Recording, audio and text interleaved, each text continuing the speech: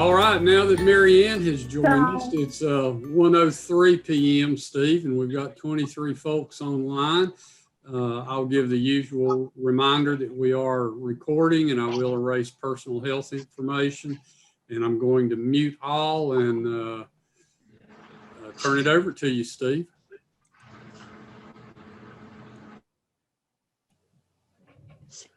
Good afternoon and welcome. Hope some more folks join us so we can see John's new pet dog as our program today. We still have 23. Any concerns other than Steve Brown that we want to spread today? Okay, let's pray. Gracious and loving God, as Rotarians committed to peace, we pray for peace among the nations, for peace in our own country, for peace in our own communities, for peace in our own homes. We pray for peacemakers and for justice seekers, for there can be no true peace without liberty and justice for all. We whose nation has suffered the greatest blows from COVID-19 pray for those who are sick, for those who grieve the loss of 500,000 loved ones, for medical personnel, for housekeeping and dietary workers, for scientists still learning how to best combat this killer virus, for those distributing vaccines and those putting shots in arms. We pray for teachers and for school boards and for our children as important decisions are being made on their behalf. We remember the day, oh God, all who are sick, especially Steve Brown, Rick Smith. We pray for your healing touch. Thank you, loving God, that we are not alone. Be with us. Assure us of your loving presence. Give us comfort and strength to live this day. Amen. Thank you, Sandy. Paul Starnes is our Pledge of Allegiance and four-way test. Join me in pledging allegiance to the flag. I pledge allegiance to the flag of the United States of America and to the republic to which it belongs, one nation under God, indivisible, with liberty and justice for all. And let's join in the four-way test of the things we think, say, and do. Is it the truth? Is it fair to all concerned? Will it build goodwill and better friendships? Will it be beneficial to all concerned? Thank you, Paul. Next up is Happy Dollars. Anybody have Happy Dollars to share? Jack Ewing. I'd like to contribute $10, $5 each for the 2 shots that Cynthia and I got yesterday, our second shots, and we're feeling good. No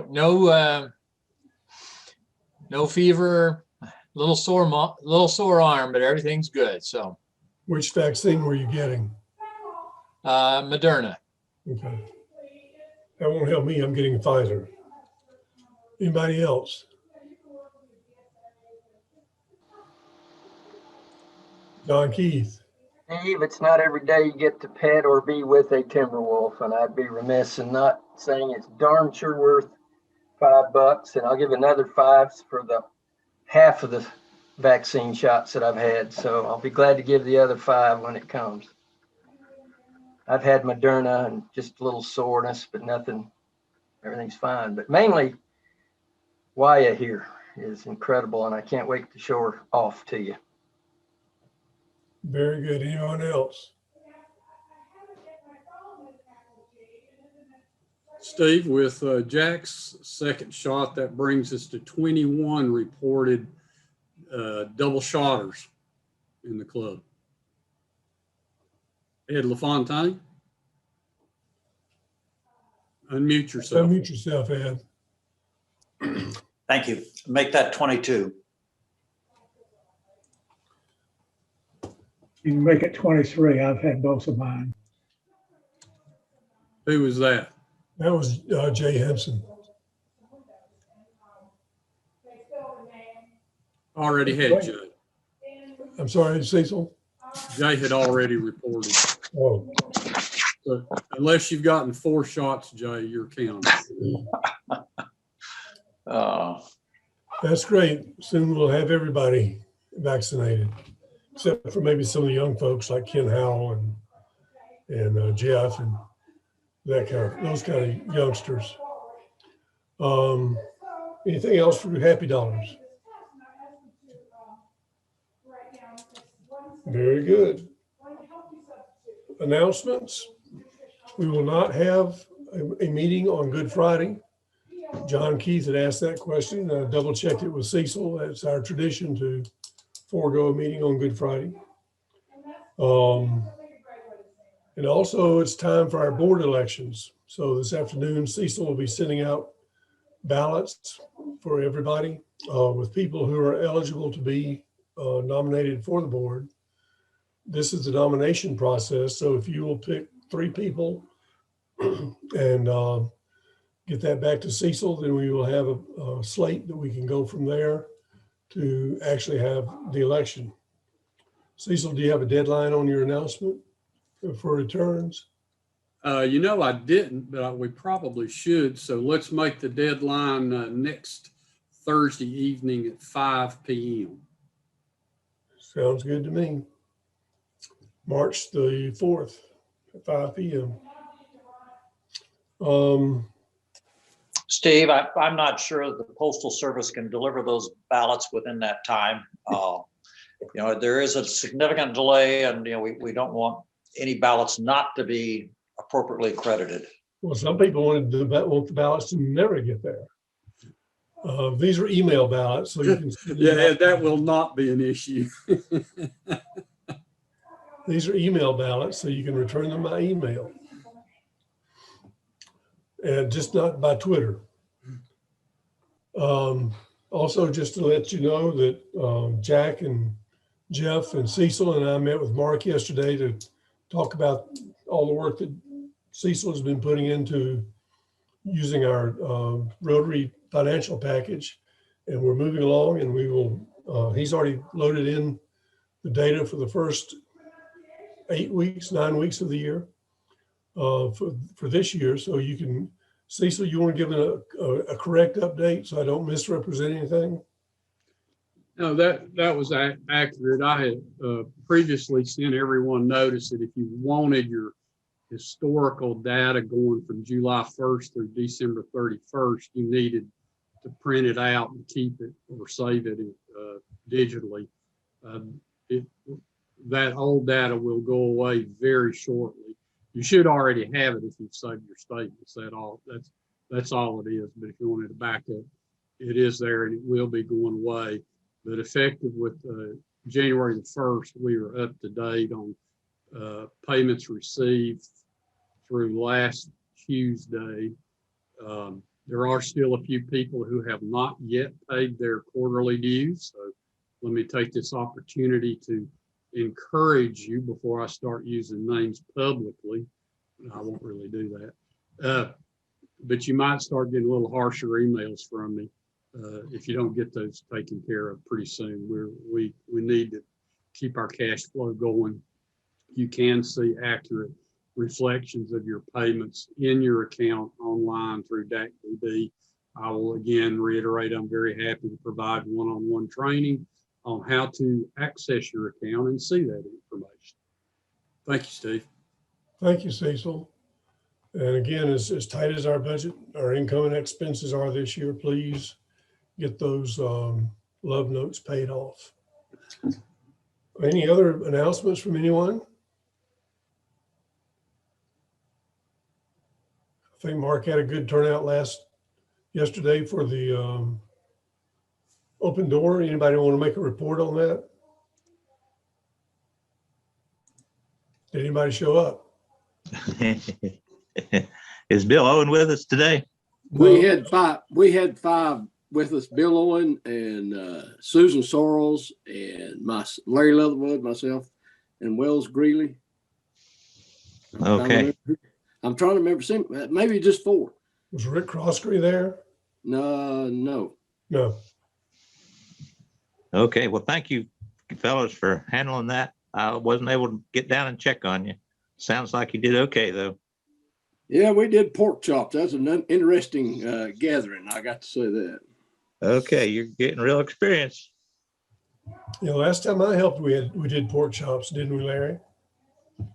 Lord, I don't remember, Steve. Man, Well, you've done it I don't all. remember where I slept.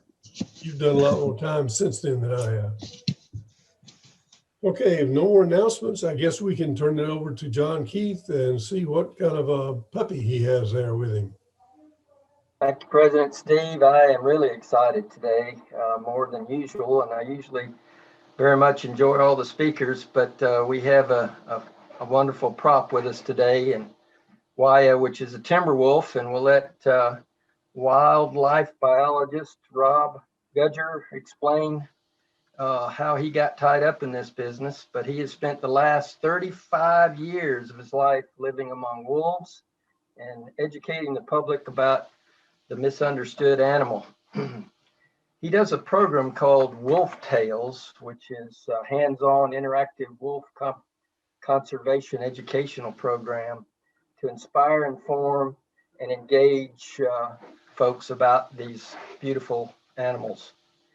Wolf Tales has 3 animal ambassadors, one of which is here today, Waya, and Sankaha. How do you pronounce this? Sankaha. Both gray timber wolves, and Mohican is a red-faced timber wolf. Wolves, he says, have a reputation of being vicious killers, dangerous, and always on the prowl. Conversely, some people think that them as basically dogs just in need of a little training. Rob's here to tell us that both concepts are wrong, and we are here to educate and dispel the myths and create a more friendly world for these beautiful animals. So now I'm going to turn it over to Rob, who's going to sit in this chair, and I'm going to move out of the picture, and I'm going to try to adjust it so that you can get at least a glimpse of what I get to look at. And it's the first time we've had part of our program sleeping on the job. You will see right now.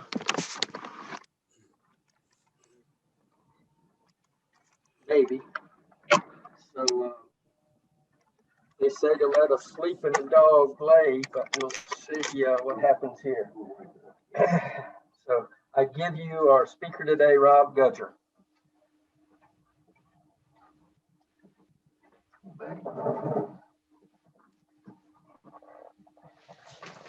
I'm gonna take off my wolf mask, but Waya decided to leave hers on. So you're gonna don't be afraid now. And I wanted to tell you too, I was in another type of a pack for 36 years, and I think it was called Rotary International, and I was proud to be a Rotarian for 36 years, and I miss it. Like John, I worked with Group Study Exchange. I went to Norway from Upper State, South Carolina, back in '79, and that was a highlight. I know, and everybody picks their own avenue in Rotary to work, and that was kind of put on me, and I'm glad it was. So I hung in there with it. We'll try to get a shot of Hawaii every once in a while, and this thing works best with questions and answers. This is the first time in about 35, 36 years of talking to a screen here. And I've seen, I live over in Maggie, been there 20 years. I've seen probably several of you I know, and it could have been on the wall in the post office. I'm not sure, but I think maybe that's where I saw your picture. But no, I've came to your club years and years ago, and I turned 76 this month. So I'm not, I slept last night too, but yeah, I was out at your club there at the country club a long time ago. So I'm sure y'all were young boys and don't remember that. But please ask questions. John will have to show me how it works, but that's the best way to learn. These are not dogs. A long time ago, it used to insult me when people said, well, how's your dog doing? Well, I don't have a dog. And then they would want to know about your babies. Well, I have 2 children and they're not babies anymore, but young wolves are called pups. I'm an old wildlife biologist, and I guess I'm a stickler on the nomenclature, culture and stuff. But these are great animals. They premeditate. And if you ever doubt that, go to Walmart. That's the best place to find wolves nowadays. In this area, they used to be here full time before the white man kind of did them in. The Cherokee didn't do that. Cherokee never worshiped the wolf, but they honored the wolf because of the wolf's family connections. They're a family animal. But at any rate, the wolves were here, at one time. These are gray phase timber wolves. As John said, I've got one red phase, and there's just a difference in the guard hairs on top. And I mentioned that Walmart's a good place to find wolves. That would be with a calendar. These photographers, these professional wildlife photographers, spend a lot of time and money and effort making their pictures and taking them. And it'll show you that wolves are premeditating. You're looking at them in a picture and thinking, well, they look like they're thinking about something. Well, they are. They premeditate. They don't jump into something and make a mistake. I think us humans are guilty of that. But they're good to work with when I'm doing programs, schools, camps, wherever they want me to come. I'm watching the audience more than I am the wolves. The wolves are predictable. After all these years, I know what they're doing. And of course, they don't live 35 or 36 years, but we'll talk about that. But the kids, they get hands-on toward the end of the program.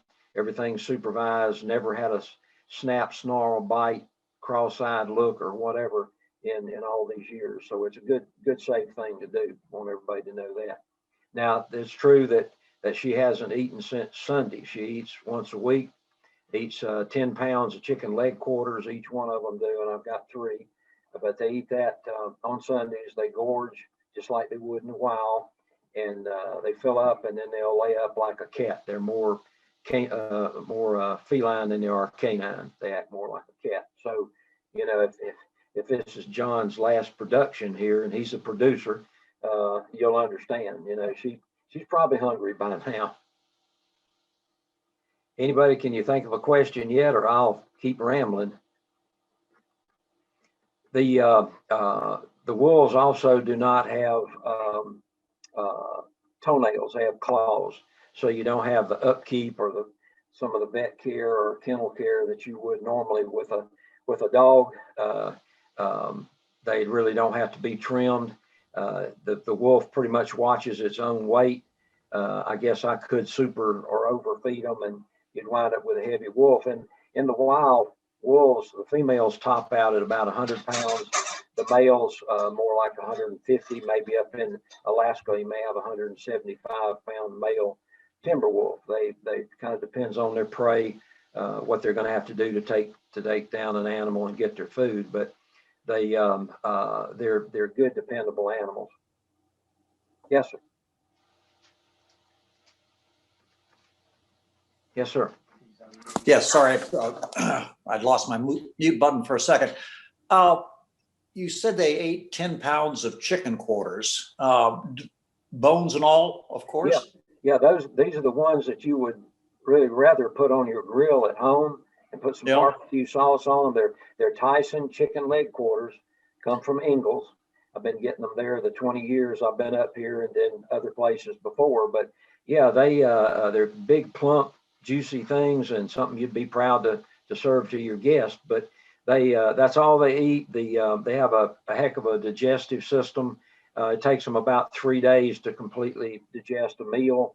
In the meantime, I was telling John too that I don't ever feed them and then go do a program out in public, because when they burp, it's pretty bad. They've been ruminating for 3 days, but it's so complete that a word you're probably familiar with, it's called scat. That's a polite word. When you go out looking for tracks and scat and hair samples and whatever in the woods and the field, wolf scat is white pulverized calcium, I guess, mostly leftover calcium. And of course that comes from the bones, but very, very neat, clean. The wolves in their compound, they live in about an acre compound. The other side of Maggie up there, it's a private place. I don't intrude on their domain other than to feed them and check on them and make sure everything's good to go and they're healthy. But they just live their lives there until I need them for a program. You don't train them, you can't train, you can't tame a wolf. So I think they're socialized, and that's not socialism. I have to explain that to the school children. That means that they're in an environment just like the kids are in school, and they're there to learn something. And sure, it may be math and English and Spanish or whatever in the school system, but with the wolves, it just means that they know what I expect of them, and vice versa. And I tell the kids now, if you don't learn to get along with your fellow schoolmates, classmates in school, when you get out of school, you're probably going to have a problem living in the world we live in. And they may give you one more chance to learn to be socialized. And that place has bars on it. And that's not a good place to go. You would not like it. So, we talk about a lot of different things in a school program, get a lot of points across. And since I don't work for the school system, I can say words like God and Jesus and that kind of thing. So these are his critters. I'm a caretaker, and I guess that gives me my biggest pleasure. I was locked up 5 years at NC State in wildlife and animal husbandry. Yeah, I know that the conventional wisdom with dogs is, don't feed them chicken bones. Right. Is it just the fact of the length of digestion that a wolf has that allows them to do that? But mostly it works up here with the teeth. They call it mastication. It's the chewing, and the wolves don't have molars. They have carnassials. Those are the side teeth. They look like the jagged Rocky Mountains. They do shearing, and that's why they shear meat from the side. It also allows them to crunch the bones, even though you're not working with molars like a black bear or a grizzly would have. It's completely broken up. You can't find a bone fragment when you look at the scat. You can with other animals. And then you hear about, well, what is the jaw pressure of a wolf? Well, I've heard it before, and it's very high, and maybe the highest other than a grizzly. But I just go by what they can do, what they're capable of doing, and they've never hurt me. I've never hurt them. We work with the word respect. That's another thing that we use with the school kids and the camp kids. And so you may never have heard that word. It's an old word, but it still works. And I highly respect them. They love to play. They play rough. That's why we never let them off a lead when they're outside of the acre compound. And everything's gone great for the 35 or 36 years. Rob. Yes. Cecil, when you feed, do you feed separately, or do they compete for food, or is there an alpha that eats first? All good questions. Yeah, and you have to understand that. I do, since I work with them. They don't like to be separated. They're a definite family, a pack, and they don't like to be separated. So they are fed together. But it's up to me to feed them at the same time, but at the same rate. So everybody's eating at the same time. If I don't, then yeah, there is an alpha. Most of the time, an alpha wolf is a female. That's 99% of the time. And the alpha runs the pack. She decides when to eat, sleep, hunt, when to sing. And I think they sing rather than howl, but that's debatable. But y'all do know what an alpha female is, don't you? Y'all married? Anybody married? Got a sister, wife, whoever. But yeah, it's the alpha deal. Right now, the male is kind of taking over the big red phase, and he kind of runs the pack, but he's diplomatic about it. But yeah, they eat at the same time. They always get. I've got it divided into 3 parts, so they all get the same 10 pounds. And by the end of the gorge, which usually takes, if the chicken is thawed, and I've thought far enough ahead to thaw it out, day ahead, then it goes pretty quickly, maybe 3 or 4 minutes. they wolf it down. That's an old term too, but they wolf it down, and then the digestion starts. But they completely crunch it before it goes down the hole. They're a very clean animal. There's no cleanup to do like you would in a dog kennel. They live in an acre enclosure, 8-foot high chain link, heavy duty chain link, because they're capable of climbing. This one here is 13 years old. The claws in the front. She's capable of hooking those in that chain link and climbing. Now she can't climb quick enough to suit her. She'll use her canines up here and do a pull up with her neck. They have very strong necks. Now she can't do that technically because there's a hot wire, there's electric fence around, and that convinces them not to try to get out. They're escape artists. They would love to get out and run, even though they've never lived in the wild on their own. So it's not like, well, how dare you take these animals out of a wolf den out in the Northwest, and you got them caged up, and we don't do it that way. You know, maybe we can get a headshot here, River. There you go. You kind of convince the wolf to do what you want it to do. You don't jerk them, you don't pull them. You kind of talk to them kindly, and hopefully they know what you want. You're feeding them raw chicken, I assume. Yeah, it's raw chicken. It could be cooked, but there's no need in it. Now, if I'm negligent and don't thaw it out before I have to feed them on a Sunday afternoon after church, then they crunch it. It goes, instead of maybe 3 or 4 minutes, it may take them 10 minutes, but it's going to be gone. And they're very serious about food. And I know I am too, probably you, but you don't take food away from a wolf once it's given to them. Don't take it away from me either. People want to know, will she bite? No, she's never bitten anybody. They play rough with each other. They don't hurt each other permanently, or seriously, but they're very, very rough animals. They have to be to make a living, and she won't bite, but I will. I'll tell the kids that. We tell them that because it took me a long time to figure out why children want to get down in the face, right up close like this, and get close to the animal's face. It's because they grow up with little stuffed animals. And it took me a long time to figure that one out. So that's the deal. And we tell them, you have to give an animal its space. You give a person their space. You don't crowd them. How many pups have you delivered or been present with in your tenure? You do the math. I told you my background. I'm not a mathematician, but if they live for me 10 to 12 years, been doing it about 35. That's about how many. I've usually had about 3 animals at a time, and when they pass away, it's a bad thing. I mourn, but the wolf pack mourns more than that. They'll lay around and mope around, and you can't get their attention, and you don't want to take them and show them.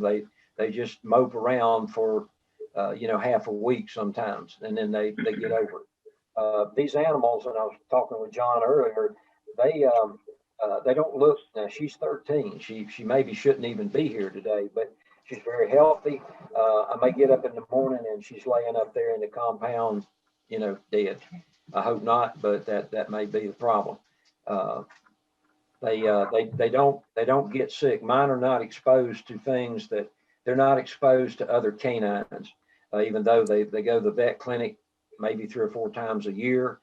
For a checkup to make sure that they're perfectly healthy, since I'm dealing with the public, but they just don't come down with the diseases that you'd find out there in the dog public, I guess you would say. In the wild, they'll live 6.5 years. That's a long life for a wolf in the wild. But you have to figure that they're constantly licking each other, interacting, so they're spreading internal parasites. And it just perpetuates itself like this virus we got. But that'll happen, and then that's the #1 killer. And then rabies is the next one. And then broken bones, backs, legs, whatever, to where they can't hunt and fend for themselves. And that'll do them in. And I always tell the school kids or the public, and a lot of them don't know what rabies is. They're not that old, and it's been fairly much under control for a long time. But there still is no cure for rabies. There's a treatment. Nowadays, I think it's about $1,500. You don't get the shots or the inoculations in the stomach anymore, but it still hurts. It hurts your pocketbook and your arm too. So we still have to be vigilant with rabies. You can have a carrier that never shows signs or symptoms. And you can tell I wanted to be a vet way back when I was at state. They didn't have a vet school. This was back about 68, 69. And I wasn't one of the smart 8 that got in out of a class of about 30. So you can tell I still want to be a vet. The ancestry of the wolf, I assume they probably have a common ancestry with dogs? Yeah, they were the original, and this is something that some people don't believe, and we'll talk about it, and I'll ask the children, I'll say, in school, maybe you've been taught that E word. What is that E word? And they'll come up with evolution. I said, yeah. Maybe you could call it that, but I call it adaptation. Man, sometime way back when, wanted a companion, maybe to hunt with, to be friends with, or whatever, hang out with. And the easiest thing to hook up with was going to be a wolf, and more or less a wolf pup probably. And they would come around a campfire, they'd feed them, they'd keep coming back for food.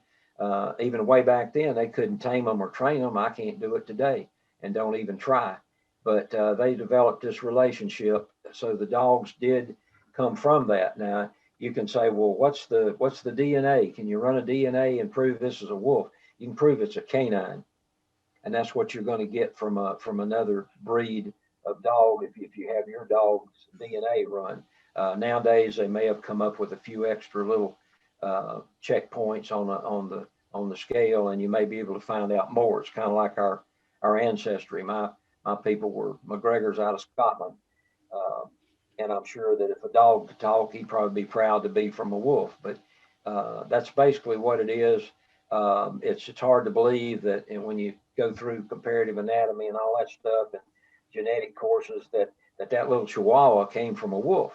Had to be a lot of adapting going on, and it was, because you breeders, and I used to breed schnauzers and bird dogs, and we looked for certain traits and we bred for that. So you can see over the eons that's what probably happened. I noticed, from what I can see of the wolf you have there, reminds me very much of a husky or a Malamute or something. Yeah. The fur and the appearance. Yeah, the coloration is much like that. The red phase that I have, the big male, if you watch the Alaska programs on TV like I do, the environmental shows, I call them educational programs, the Life Below Zero and all that. If you look at their sled dogs, you'll see what looks like a red husky or a Malamute, and that's what it is nowadays. But the red timber wolf I have, the red phase, he's got the same coloration. So that's where that color pattern came from. The German Shepherds, now this depends on what time of year, what color or pattern this wolf is here. In the summer, she sheds this wool, the undercoat, and I take that wool off with a curry comb, and it takes about a week to do it, the complete shed. I'll put it in a bag, very clean, no fleas, no ticks, no odor, and I'll give it to spinners and weavers in Asheville to do their spinning and weaving with. They love to get that when they can. But the coloration, the color pattern will change just a little bit. You'll see more markings in the summer, and now it's kind of hidden by this wool. And you've heard the old term, it's a 3-dog night, and I think we got some more of them coming up this year in March. It doesn't take that with a wolf. It's a 1 wolf night. See, 1 wolf equals 3 dogs. So if I get cold up there in that cabin, I can get 1 wolf. I'm gonna stand up, and our producer technician's gonna handle it here. This is when I needed a tablet. All right.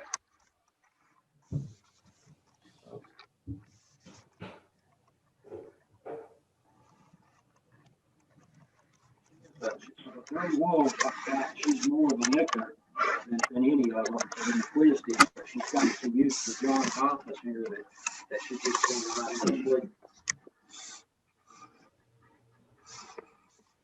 Sit back a little bit further.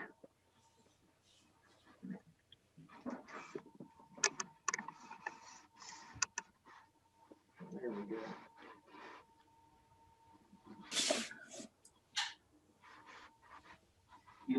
This is a hands-on program, so you really need to be here. I wish you were, and maybe we can do it again in the future when this virus is gone. By the way, some of the inoculations that give dogs, canines, forever and ever, there's usually 3 or 4 diseases that are covered in one inoculation. This thing has been included for a long time.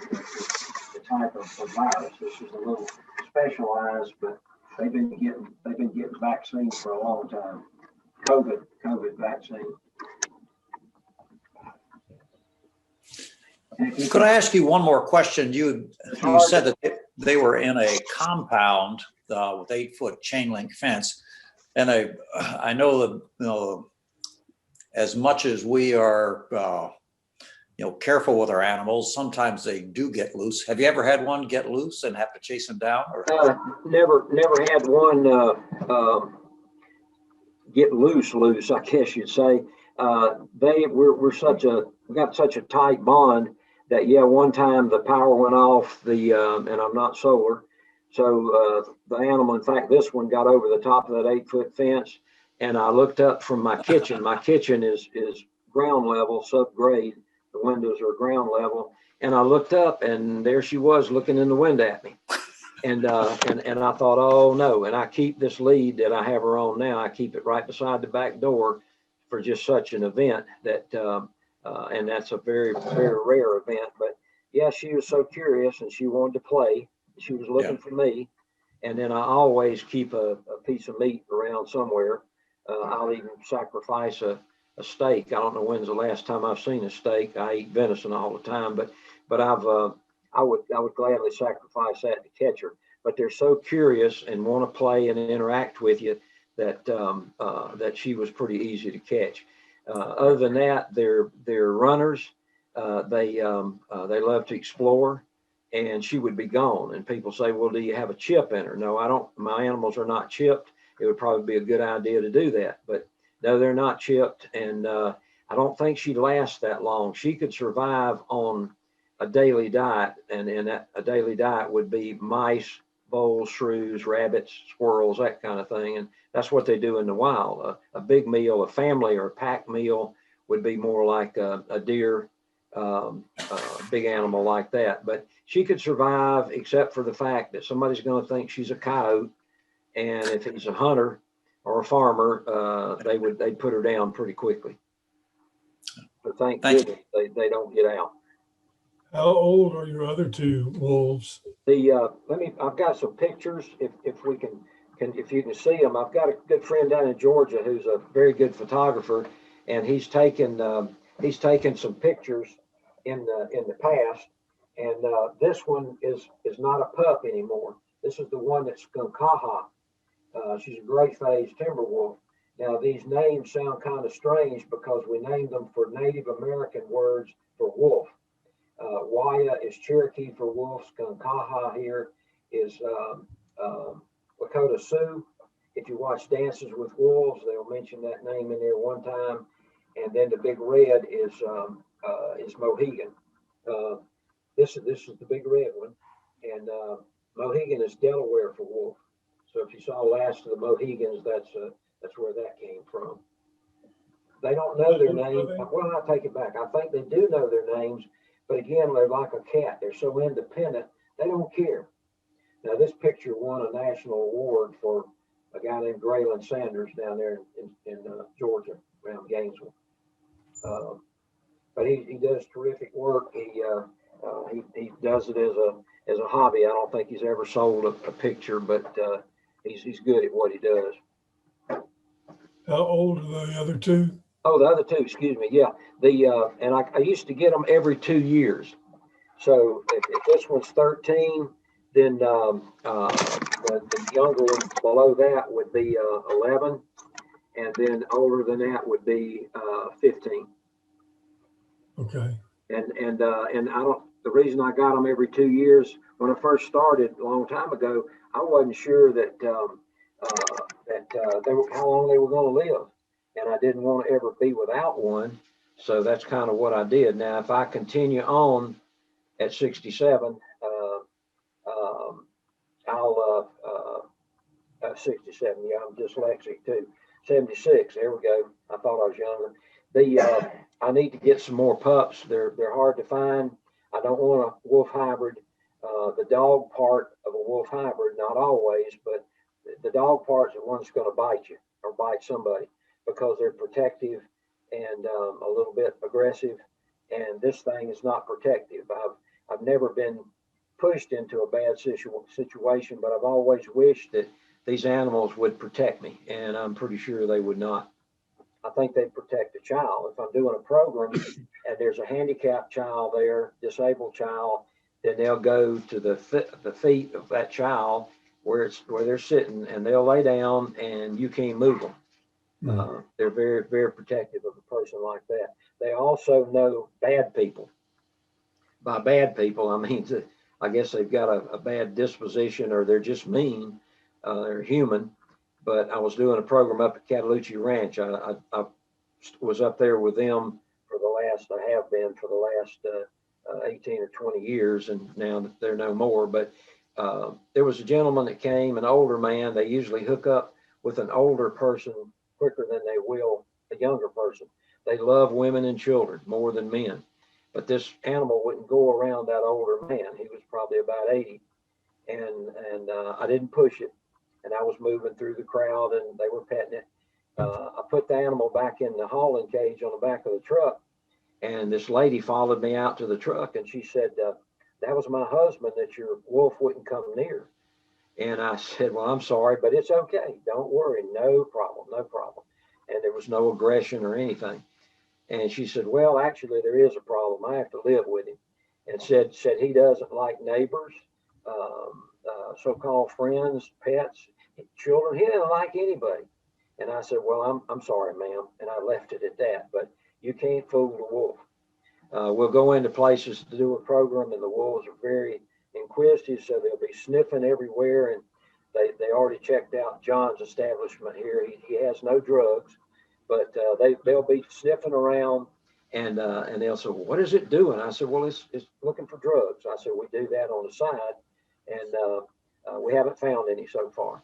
And the people believe it, of course, but this animal's not trained to do that. They're not a reliable witness. You can't go to court with them. And this will get the attention of some high school students, especially if they're sniffing the desk. They're walking around on the lead, and you see some of them getting a little nervous and raise their hand. Teacher, I need to go to the restroom, or need to go to my locker. And no, you actually need to sit down. And if you will, put your number of your locker on the edge of your desk here, because we need to match it up. And well, what do you mean? I mean, there's a deputy in the hallway checking your lockers now with another wolf. So I said, we will find out. And they'll sweat for about 10 minutes, and we'll say, no, it's a joke. Forget it. So you said it's hard to come by pups. Where did you get the 3 that you have? There used to be a lady in, believe it or not, close by in Candler, and she raised wolves, timber wolves, just for she and her husband. And not many people knew about her. She didn't want to be publicized. And I found out about her and went up there, and actually never had to pay for a pup. She knew what I wanted them for, knew I wasn't making a living or making money off of them. Donations go to help feed them and pay the vet bill, but everything's been good in the past. Cataloochee Ranch was very, very good to me. Several other organizations, but she was good. She's moved now out of state, and she doesn't have them anymore. So I'm going to have to use this box I'm talking to now, learn more about it, and find out where one could be obtained. Have I say a young lady, she's about 42. She's a former canine handler, law enforcement, and she loves the wolves. She's very good at doing the programs, and I think she'll continue on after I'm gone.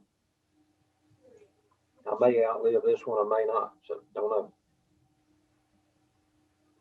Rob, Yes. do you have to have any kind of a special permit to keep the wolves, or? No, don't have to have a permit. The state likes to come around periodically and check out your facilities, and that's a good thing. I used to do that with game wardens down in the mountains of South Carolina, but just a cleanliness, health visit, a wellness check, I guess you'd call it.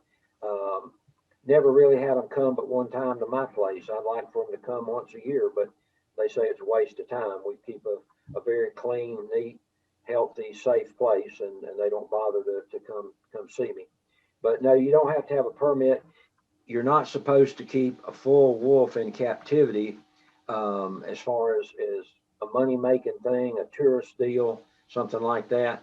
And again, I prefer not to deal with the hybrids for the reason that the dog part is very protective, and I don't need protecting, and I don't need that around school children or the kids in camp or something. I do a good many private programs, I guess you would say, upon request. It's not something we advertise. I think the lady that's working with me now has actually gone on Facebook, something I wouldn't even know how to do. So I guess if you look up wolf tails, you may learn more about it. But she's one that I can trust, and again, I need somebody to leave it to, and that's what I'm doing. Rob, one final question, if I could ask you about getting a new dog into the group. Yeah. Do you get pups, or do you get, based on the age of the dogs of the wolves you have, yeah. Do you try to get a wolf that fits into that chronological 2-year spread? That's an excellent question. And by the way, you've been a good school audience. I appreciate that. You've asked a lot of good questions. Some of the school kids, you couldn't pry it out of them, and other ones, they really carry the program. And I appreciate all the questions. No, I get them when they're 6 weeks of age. I always got them at 6 weeks. I used to worry about that. I built a separate little enclosure inside the big enclosure to keep the pup in, because I thought this is what we need. Maybe they're not going to like it. They're going to hurt it. That was the furthest thing from being truthful and correct. They love the pups. They're very protective of them. Once I put the pup in there, and I'll keep the pup with me for a week just because I want to, and really bond tight with it. Everything's good. With a young pup, I'll do everything I can with it. I'll pull its ears, its tail, pick up its feet, everything that a vet would do, so that there's never a conflict or a bad problem at the vet clinic. They enjoy going. But no, when I finally put it in there with those, after a week, put it in there with the rest of the so-called pack, even if it's 2 animals, it's hard for me to get it back or to catch it again, because they're so protective of it. That's something that a wolf pack is very big on. You can't believe how strong the family bond is with them. Thank you. Hey, I thank you for asking me to do this. It's a new experience for me. May never do it again in my life, but there's one time for everything. And John has been good enough to walk me through it. And if you don't hear from good old John again, they'll probably write Balsam Range will write a bluegrass song about it. They've got Lonesome John and some other ones, but this will be Wolf John. It'll be something along the tune of it was Friday, but they thought it was Sunday. There you go. That's it. There you go. Yeah. Well, thank you, Rob. He one-upped me. I told him I had a father-in-law that was a game and fish commissioner and a wildlife refuge person, along with my mother-in-law. As Steve McNeil knows, and I had met Jim Fowler's brother when they came and picked up the camel and the ostrich, and of course he's met Marlon Perkins, so he's got me on that too. But I certainly appreciate him coming, and it's been fun. I'm sorry, I'm going to keep my other job because I'm not doing a good job being a cameraman. It's just tough without getting back far enough. You can't appreciate how big this wolf is. She is not your ordinary German Shepherd for sure. But thank you for being here today, and we wish you the best of luck. And you don't know how much I miss Rotary, but I understand, and those are the best 36 years of my life. Well, good to hear, and we look forward to being back together in one group, and it's coming. As more of us get these shots, we'll be back, and we can actually have you back and show off the dog person to person. So thank you, Steve, for letting us do this program. Thank you, John. Thank you, Rob, for bringing Waya to us. Ed LaFontaine, did you ever encounter any wolves in Alaska? I did. It was principal job up there was flying helicopters, so we spent a lot of time under 500-foot AGL, and it was really a beautiful sight to see a pack move across the snow. And the only time I saw them with a kill was they'd taken down a moose, and that was pretty impressive. I bet. Okay. Anybody else have anything to ask Rob, or any other comments? Anything good for the good of Rotary? If not, we will see you next week. Thank you, everybody. Thank you, Rob, again.